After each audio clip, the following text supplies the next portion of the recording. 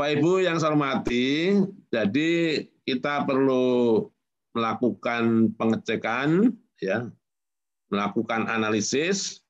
Metode penelitian itu paling nggak ada 9, yaitu ada survei, ada eksperimen, ada kuantitatif, ada kualitatif, ada mixed method, ada R&D, ada action research, ada evaluation research, ada policy research, dan ada case study. Nah, dari metode ini kita akan melihat jurnal-jurnal, jurnal 1, 2, 3, kira-kira jurnal-jurnal ini masing-masing kecenderungannya itu menggunakan metode apa. Ini yang perlu kita ketahui sehingga kita dapat menentukan penelitian apa dengan metode apa yang cocok untuk jurnal tertentu. Nah, dari segi keilmuan, ya, dari segi kita ini sudah mempunyai KKNI level 6, 7, 8, 9. Level 6 itu untuk S1, level 7 itu pendidikan profesi, level 8 itu S2, dan level 9 itu S3. Nah, masing-masing itu penelitiannya memiliki strata yang berbeda. Kalau S1 itu levelnya adalah penelitian yang sifatnya aplikasi atau membuktikan iptek, menerapkan dan membuktikan iptek, itu S1. Sehingga kalau dalam research and development judulnya menggunakan kata penerapan. Sedangkan kalau S2 itu bukan hanya mengaplikasikan tapi mengembangkan iptek hingga menghasilkan karya inovatif. Inovatif berarti memperbaiki, menyempurnakan yang sudah ada. Sedangkan program doktor bukan sekedar inovatif, tapi menciptakan iptek hingga menghasilkan karya kreatif, original, dan teruji. Sehingga untuk program doktor biasanya ujiannya itu melalui ujian promosi karena mempromosikan hasil ciptaan. Nah, dari KKN ini, maka level penelitian dapat disusun dalam satu strata. Nah, ternyata penelitian deskriptif ini nggak masuk level.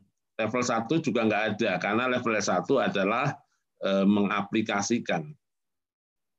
Jadi, levelnya adalah penelitian deskriptif, lalu aplikatif, inovatif, dan invention atau kreatif. Nah, penelitian-penelitian yang masuk di jurnal nasional dan internasional itu cenderung pada penelitian yang level inovatif dan invention atau level kreatif.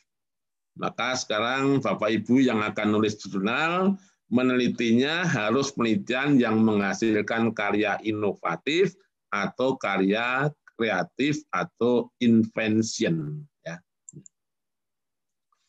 Sehingga kalau dibuat dalam suatu metrik, metode penelitian itu ada 9, lalu untuk S1 ya bisa menggunakan 9 metode, tapi levelnya adalah level aplikasi. Ini nomor ini bukan menunjukkan ranking, tapi hanya untuk penandaan saja. Dan yang inovatif, ini dengan metode yang sama, tapi bisa inovatif. Dengan metode yang sama, bisa kreatif atau invensi.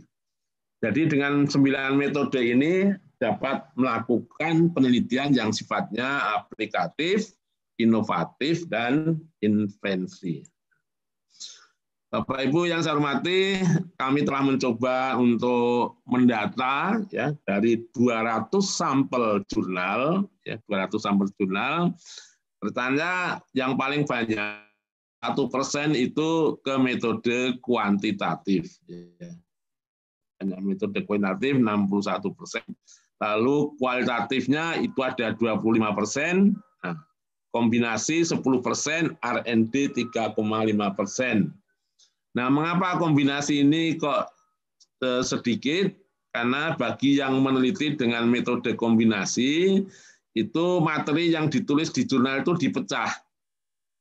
Jadi materi yang ditulis dengan kuantitatif ditulis sendiri, yang kualitatif ditulis sendiri, sehingga menggunakan nama kombinasi menjadi sedikit.